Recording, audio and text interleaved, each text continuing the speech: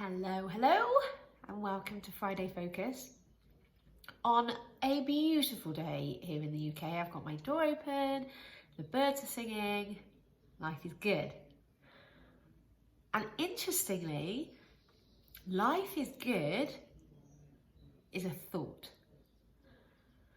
So when I talk to my clients, and especially when we're talking about creating, like they're feeling happy and they're creating positivity in their life, we still don't really take responsibility for the fact that we are creating that for ourselves with the thoughts that we're having.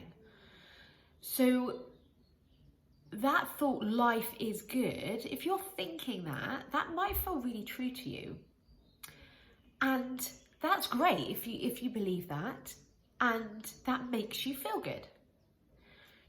So it's easy sometimes to take responsibility for our thoughts that make us feel good.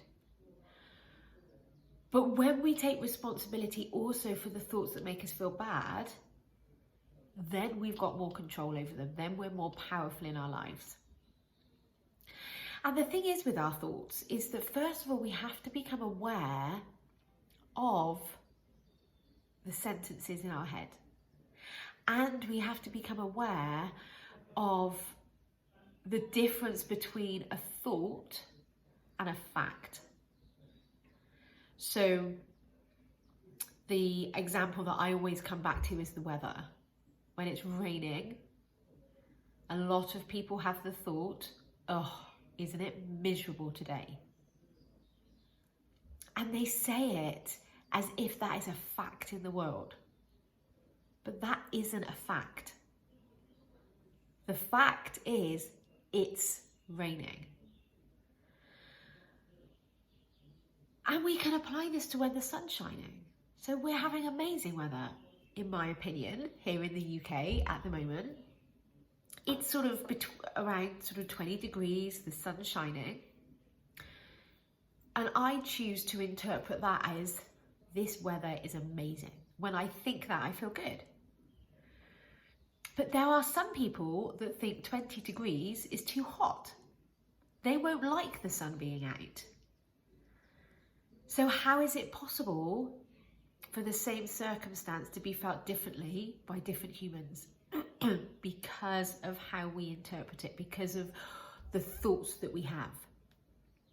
So the first step is really recognizing the sentences that you have in your brain, and then secondly, separating out the facts from the thoughts. And then you get to decide. You get to try on a different thought. And the way I think about this is like when you buy a new pair of shoes. You go and you put them on and you really like the look of them, but to begin with, they're a bit uncomfortable. So it takes a while to kind of adjust, to wear them in, to really get comfortable in those shoes. And thinking is the same. To begin with, we have to be aware of what we're thinking. We have to be aware that we need new shoes.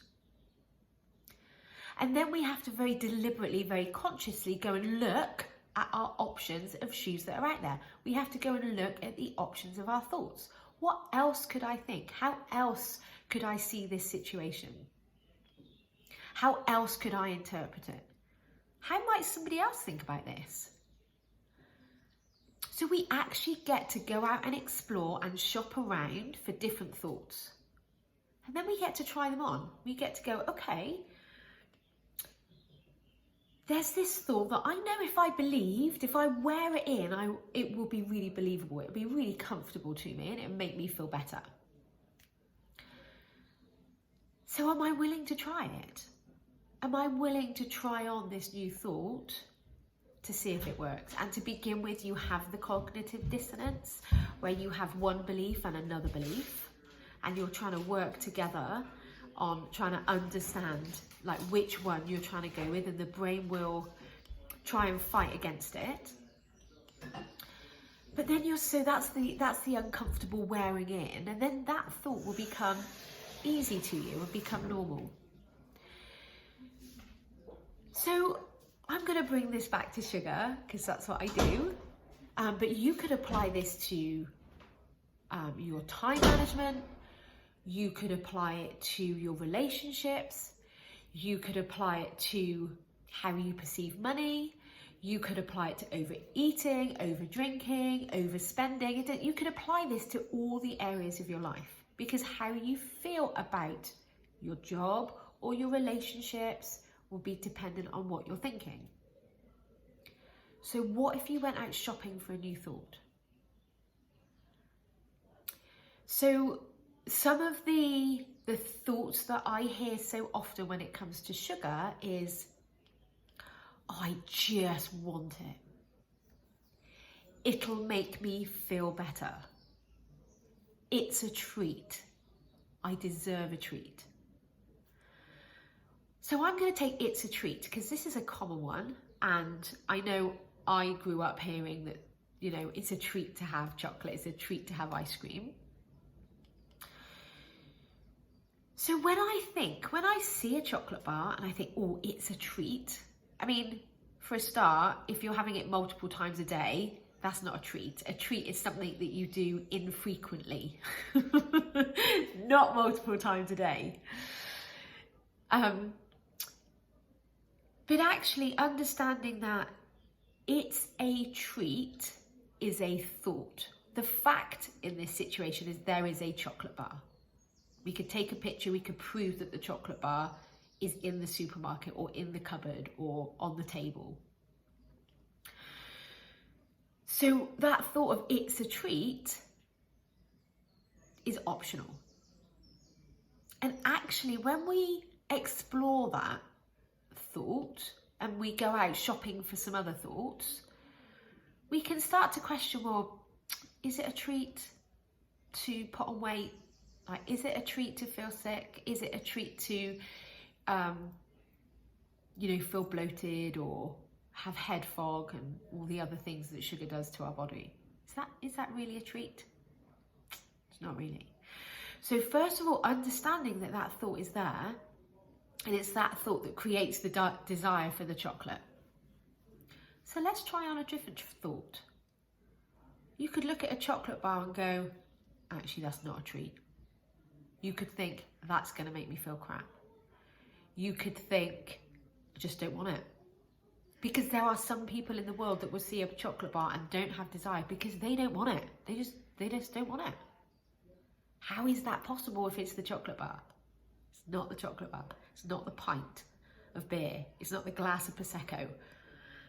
It's your thoughts about it. And to begin with, if you look at a chocolate bar and you're used to saying it's a treat, to then start to say, oh no, it's not a treat, is gonna be uncomfortable. It's gonna feel odd, just like the new shoes. It doesn't quite feel right because you've never worn it before. You've never practiced that thought. But actually, the more you start to practice and consciously and deliberately think that, then that becomes more comfortable. So like I said, you could apply this to relationships. If you're blaming your partner or your manager or your children for making you feel, if you're thinking, oh, they're not listening, which you could apply to your boss and your children quite easily, I think, you might feel irritated.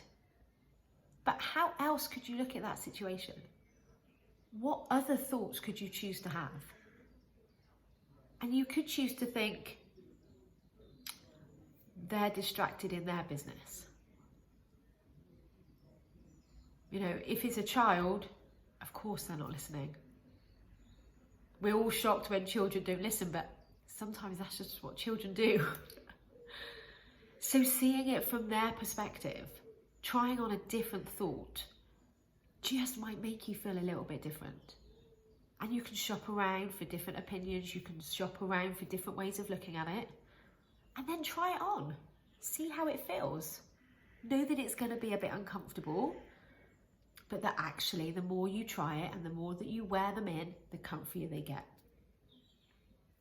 So I hope this has helped.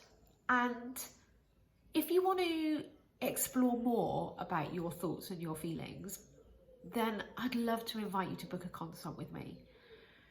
Because it's amazing when you talk through your your head, when you just have a conversation with someone who is completely non-judgmental, who isn't going to criticize, who isn't going to have an opinion, it's a really powerful thing to do.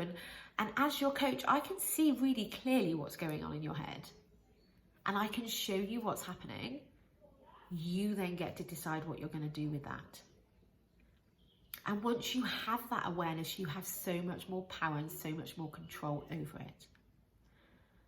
So get in touch. The consultation is free, and just that hour alone talking about you will be massively